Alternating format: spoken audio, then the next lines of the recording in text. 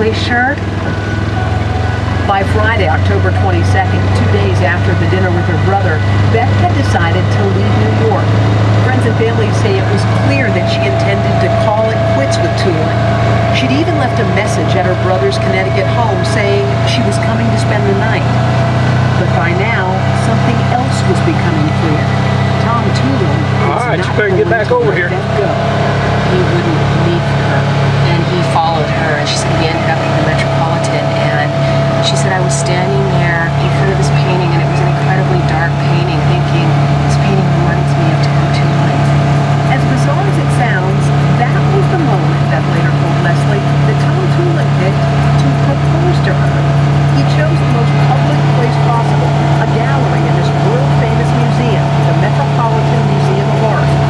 He proposed to Beth before, but never like this.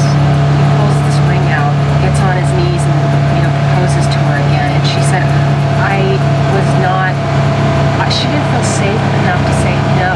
She knew she was in a dangerous situation, so she said to him, I need more time. She was like so upset because he said, it's now or never. And her response to him was, It has to be never. And these are words right out of Beth's mouth. Beth rushed out of the museum. Tooling pursued her. He was screaming, I'm going to get drunk with my friends. And she was just going to go back, get her stuff, and get out. And he, at the last minute, walked to the cab with her. And they ended up back in his apartment. At some point that night, Beth called her brother. In retrospect, he says, she sounded terrified.